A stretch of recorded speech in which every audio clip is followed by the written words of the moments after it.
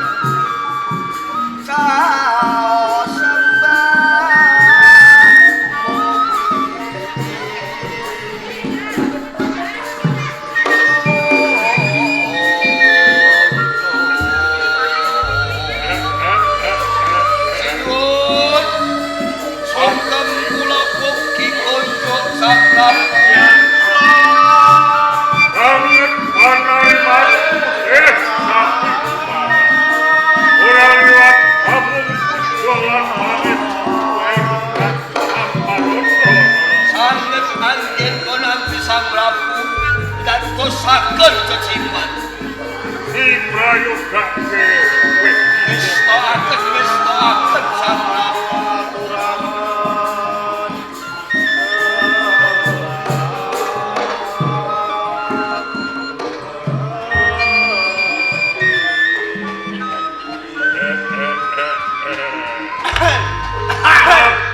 para prajurit yakso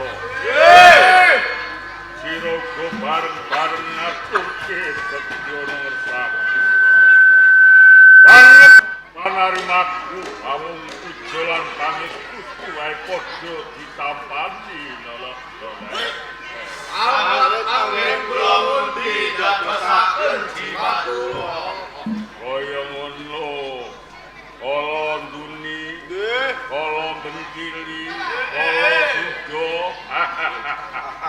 padha diprayogake nggone suwadya wis dawuh bali marang sira patih sapi kumarang paring dawuh sinuwun sawising satata lungguh ing kene aku bakal kepengin ngerti ngenani bab katentreman ing praja Sendang Gayam sarta undang-unding praja ing Sendang Gayam kepiye oh Sang Prabu pepunden kawula wekdal sak menika wonten ing kraton Sendang Gayam kathah indah-indahanipun napa malih prajurit yaksa tetean Banaspati panguripanipun sami ayem boten kurang sandang sopapan sinuwun rumangsa bombong lan cumeplong jroning penggalih putih bareng aku midhangetake aku hira Gemeratelake menawa praja Sendang Gayam kalungguhan iki tentrem ayem uriping kabeh para prajurit yaksa uga ora ana kang padha wani cegal-cegal marang pemerintahan ing praja Sendang Gayam kados mekaten Sang Prabu ya mung wae kuciwane Kuciwanipun kados pundi Sang Prabu? Wis pirang-pirang dina iki kang ndadekake penggalianku ora liya mung putraku Raden Badogasi. Wis ana rong piswanan iki ora nate nderek sowan. Isine mung lenger-lenger lungguh ijen ora nate tegak. Marang prajurit yaksa saya meneh tegak lawan aku babar pisan. Isine yen ana gurda kang gedhe iki dirangkul dilus-elus lha iki lho. Jane kenapa putraku Badogasi? Apa ora nate cedhak lawan kowe? Sinuwun, pancen boten sisih pangandika panjenengan. Sampun pinten ari Raden Badok Basu menika tansah lenggah kaijinan tebah dodo tampel wis menawi panyawang kula sinuwun ingkang putra Raden Badok Basu kados tiyang ketaman sing keping asmara. Yen pancen kaya ngono ya gene ora matur kanthi bloko nomor 1. Mbok menawi ajrih sinuwun. Duh Wong Ayu. Coba kaya ngono kuwi. Cedhak kawan aku Wong Ayu. Waduh. Aku sing lagi wae ke Taman Bronto Ayu. Lurah kita. Jebul tenan teh. Memanismu kang jiwa. Saben dina isine ya gawe ngalkono kasus yang siten kale.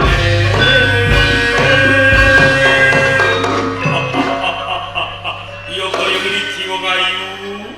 Saben-saben aku cedhak lawan siram. Rumangsa bombong sak jroning atiku Wong Ayu. Menika rak putra panjenengan Napa kang si rak boten sisih to atur kula. ora kae coba wis gedhe dirangkul dilus-lus. Wah, iya. Wis gedang kok.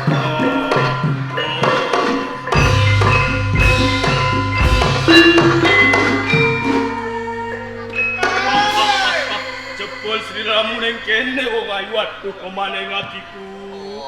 Tambah nono anggon kula duwe nandang Bronto Wong Ayu.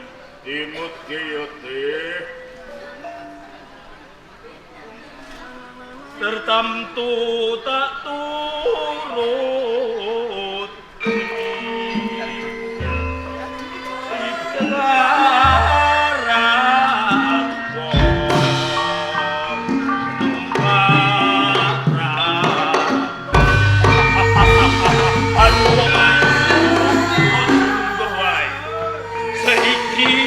aku pengen takon sumpah prasetyamu Wong Ayu. Aku ora tau sumpah kok, Den.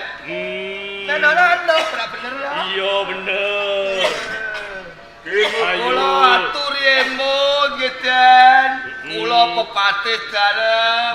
Kula mboten cewek. Ora apa Kang Si Netya.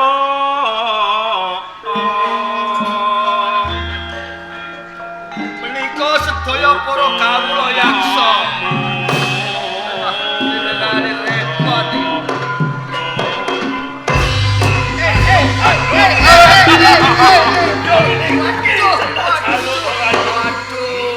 Waduh. Kandamu pindane kaya kembang mawar. Sang Prabu. Sing arum gandane sing lagi wae megar. Duh Sang Prabu, kula dicepok putra panjenengan.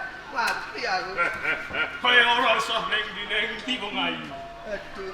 Temakon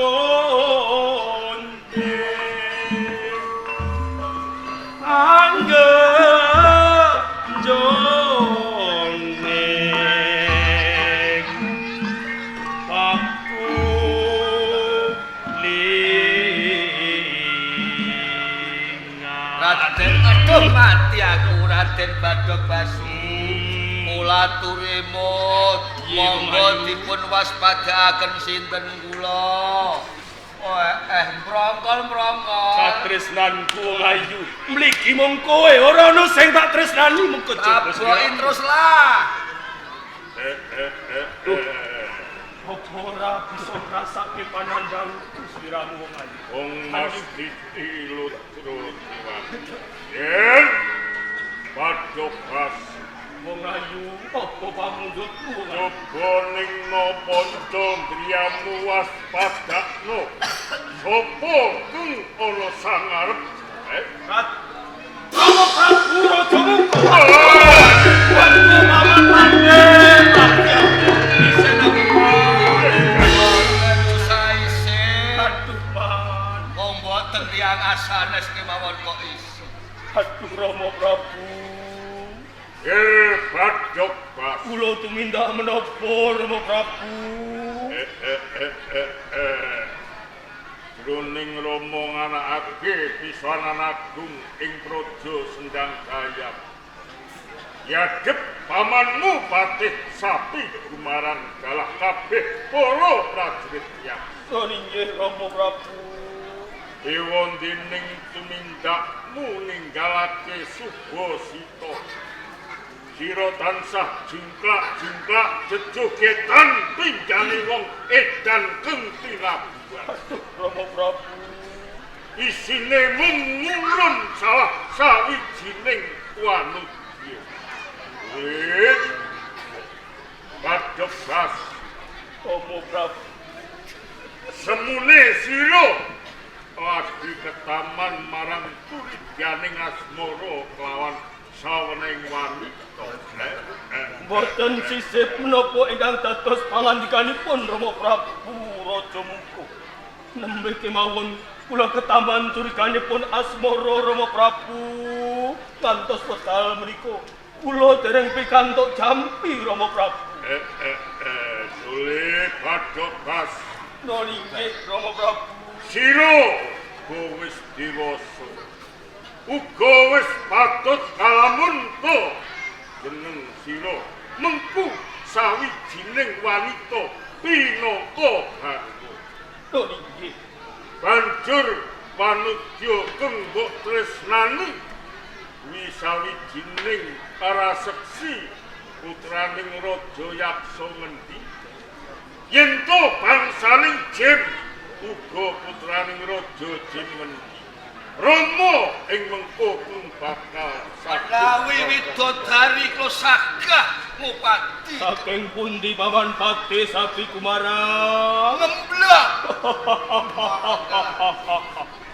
Rama, manudya ingkang dados memandhi manahku menika mboten salah satunggale putri saking bangsanipun Butisrani Rama Prabu.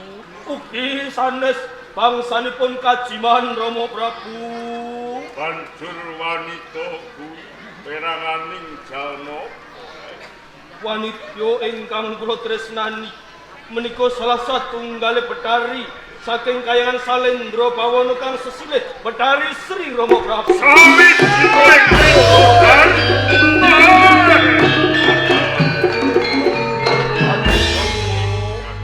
Semunipun angklong manang panjenengan Rama Prabu. Sasampunipun kula matur waloku wanita ingkang kula tresnani menika Betari Sri saking kayangan Salendra Bawana Rama Prabu. Yer Padepas Rama Prabu jimat pepunden kula nuwun inggih Rama Prabu. yen sira bakal ngersake mundhut garwa sawening widodari pengaran Betari. Ateges sira bakal ngowahi kodrating dewa. Sira bangsane raseksa menawa kepengin mundhut garwa uga sawijining raseksa. Yen sira bakal pengenake gaut lawan sawening widodari. Ora urung sira bakal kena bebentuning dewa sang pitulun Bagaswara. Sira bakal dicegurake jroning kawah Candra Dimuka. Rama Prabu jimat pepunden kula tampil anggenipun Rama Prabu ngendika kados pukaten. Menawi Rama Prabu badhe murungaken ateken njabaraken kula kekayan kula pengen sinanding kalian Betari Sri napa panjenengan boten kraosaken sepinten gembalipun manah kula manggenipun Rama Prabu. Kula ngertos Rama Prabu menawi kelampah kula dedaupan kalian Betari Sri sedaya kala saged kawestanan ngwang kodrat sarta mtu manggenipun kula pikantuk siku pendanipun Jawata. Duh Rama Prabu kula lila legowo kula ikhlas lahir batin menawi manggenipun dipun cemburaken wonten kawah Candra Dimuka sauger kula dedaupan kalian Betari Sri Rama Prabu. Ajeng penggalihmu umpama ora kelakon jauh kelawan Betari Sri. Menawi boten kelampah kula sesandingan kalian Betari Sri, pilara kula pecah kemawon Rama Prabu. kula nyuwun pecah kemawon Rama Prabu. Putraku mung sawiji jeneng ya ana nenen anak buah bapa peng kepraja Sapi Kumara. Dawuh Sang Prabu. Aja wedi kangelan mirip berdajaning prajurit Yaksa. Munggah ingkah yangan Salendra Pahwana. Lamarin Betari Dewi Sri. Yen ora pitulungake, ira tak pasrai korporatas. Keparang nyuwun pamit Sang Prabu. Paman Patih Sapi Kumara. Kanten Batu Kasu. Kula nyuwun dhateng panjenengan paman. Ampun tumuli wangsa wonten ing saton senang kayam. Lamun to Paman Patih Sapi Kumara dereng saged mboyohi katresnan kula Dewi Sri Paman Patih Sapi Kumara. Pamujinipun kang susun mugi kasembatan garwa Betari Dewi Sri. Karya Basuki saking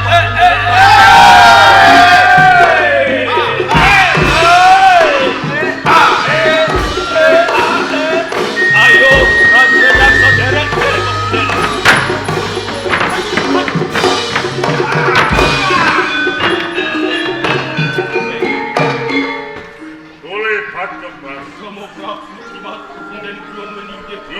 bisa kasembatan setiamu munggah oning sanggar talanggatan memimpo marang karga oning sang Amdang wijang brunam di pangandikanipun Rama Prabu kula saking menkoromu pangestu panjenengan ingkang kasuwun kula badhe minggah oning sanggar pamujan Rama Prabu.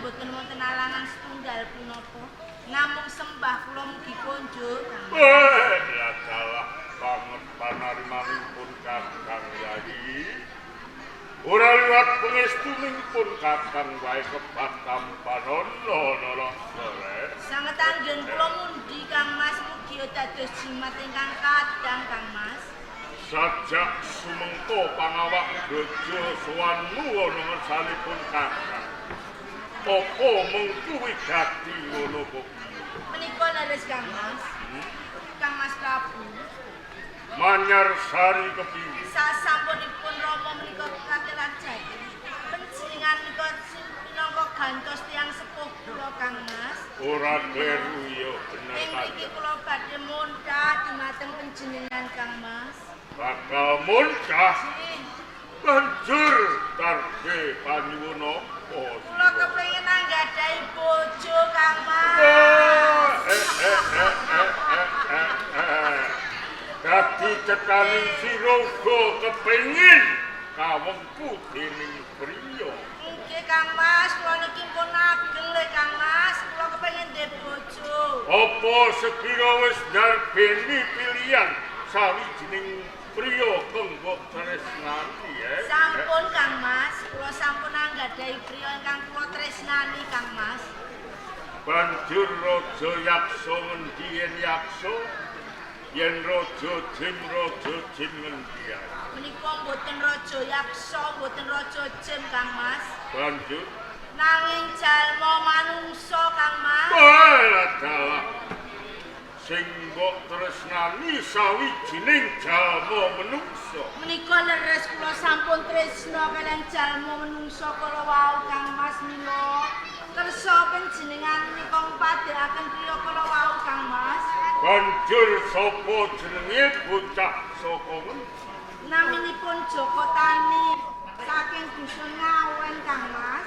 Joko Tani saka desa Ngawen. Nggih mila Kang Mas enggal dipun padhekaken Kang Mas. Yayi Manyar Sari. Siji kados pundi Kang Mas Prabu? Yen kena tak ndakake aja nganti mbok bacutake yen sira kepengin daup lawan sawening jalma manungsa jalaran sira sawening para seksi kalamuntuk lakon sira dadi bojo sawening jalma manungsa engko bakal nampa siku dendaning dewa Kang Mas Prabu siraosa klengko pikantuk siku dendanipun dewa nek kelampahan dedaupan kalian Joko Tani kula mboten menapa-menapa Kang Mas mila Kang Mas kersa panjenengan ngupadhekaken Kang Mas Joko Tani kala wau monggo kula aturi mesakaken dumateng kula Kang Mas Panyarsari inji tenane kekarepanmu iki barung sinam lawan pulunanmu badhe kasih pulunan kula iki dina uga kepengin ngayunake sawening widodari saka kahyangan Salindra Bawana pulunanmu wae durung kelakon banjur sira uga nyelon-nyelon pengin daup lawan sawening jalma manungsa ora aku moh diaku aku wedi yen kesiku marang dewa dados panjenengan boten kersa Kang Mas meneta mekaten panjenengan sampun boten tresna kalian kula Kang Mas Prabu Lain batin aku tresna kelawan sira nanging yen sira meksa kepengin daup lawan sawening jalma manungsa pun kakang ora saged aku moh daupan Si boten menapa-menapa Kang Mas meneta panjenengan boten kersa ngupadhekaken ingkang nami Joko Tani kula saged ngupadhi piyambak pareng Kang Mas Panyarsari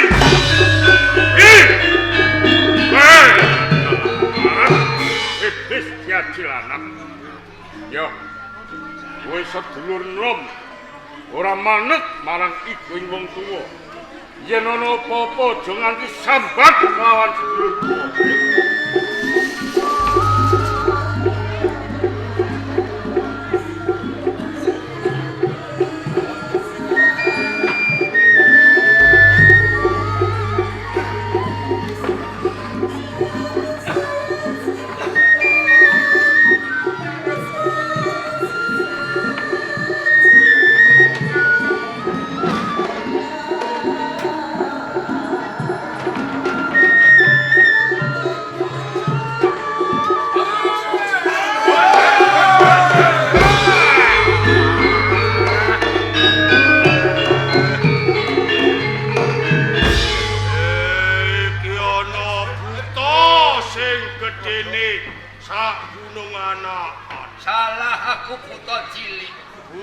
cilik yen ngono kowe balane buta cukil cakil kisana iya ora teges aku tambuh karo kowe iki ora nanging pancen lagi sepisan iki aku ngerti karo kowe sapa sing dadi aran aku Sapi Kumarang Ingano ake wae aku Kebo Kemali ratu saka ing Kasetrapura Kebo Kemali Sapi Kumarang piye malangkat gak satinggalan apa andasmu Sapi Kumarang mangertiyo nganti aku tumuju ning papan kene sak tenane aku bakal munggah ing kayangan Salindra Bawana nglamar lan Dewi Sri. Yen ngono padha karo aku. Padha piye? Adosa senanggayam ing ujug panjen munggah ana ing kayangan Salindra Bawana nglamar marang Betari Dewi Sri. Kowe uga kepengin nglamar karo Dewi Sri. Iya.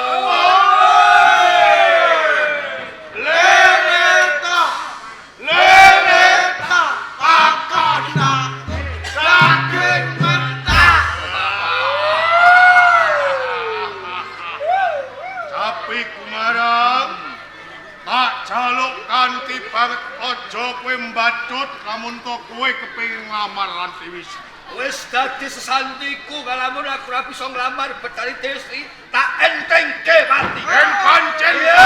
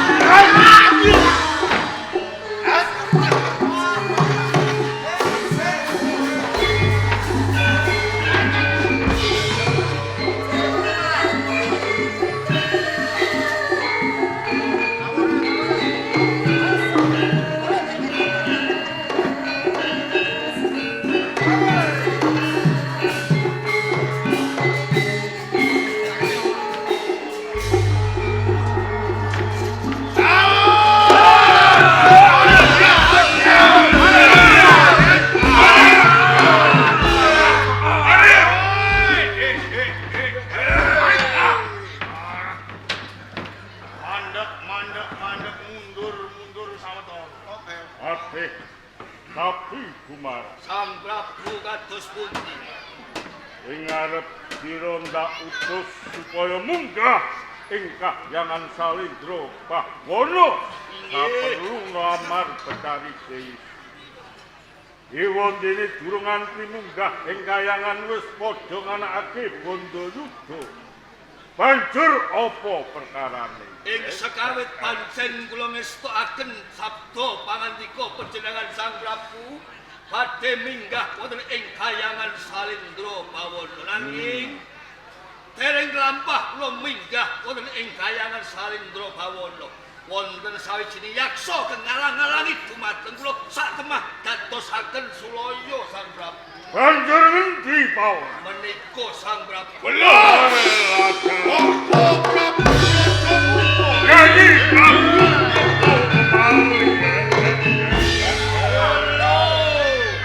Sang Prabu. Ana pondes. Terus pundi lho. Panjenengan banjur mangertosi Yaksana kok banjur berpelukan. Menika musuh lho Sang Prabu. Dianggep kaya tingki-wingki ae berpelukan. Kok malah rangkul-rangkulan niku kados pundi? Kuwi mitraku karo kanca. Ngerti yo. Tenane pawongenku. Mepalangi apa kang dadi karep. Nggih. Iki kalbisih mitraku dhewe. Raja Jim Saka ing Kasetra Pura Kebo Kemalan. Ono padha asun karo Sedulur, yen ngono aku njaluk sepura ya. Kowe yen njaluk sepura mek dhewe. Wah, kok murah Mergo aku bar kulaan ngapura ning Konjuwana. oleh kulan-kulaan nanti. Murah ning Juwana. Piro sekilo? Sekilo 3.500. Ora omong-omong. Ngapura tak kon mek dhewe. Yayi Prabu Kebo Kemalan. Koko Prabu Rajamu kok nganti sira mepalangi kang dadi lakune patih sapi marang kang bakal munggah ing kahyan. Jur kanthi dasaran pawadan apa? Koko Prabu awrat tinangisan kawula wonten ing Kasetra Pura ingkang supados kula enggal palakrama mundhut garwa salah setunggalipun wanita kinarya garwa prameswari wonten ing Kasetra Pura. Kamangka Koko Prabu wanita ingkang kula tresnani boten sanes namung Betari Sri saking kahyangan Salendra Bawana Koko. Yen ngono nunggal kados ngaten. Sira uga kepengin ngayunake Betari Dewi Sri. Kados ngaten Koko Prabu. Pun kakang uga tinangisan kelawan pulunanmu Raden Bajogati. Uga kepengin garwa sawening widodari kang sesilih Betari Sri. Koko Prabu Rajamu kepiye Yayi? Kamangka jeneng Dewi Sri menika namung badan sapata ingkang ngersakaken menika wonten kalih menapa nggih badhe klampah panjenenganan kula badhe pendak sirah Koko Prabu. Aja nganti dibadhetke nggone pendak sirah. Yayi Prabu.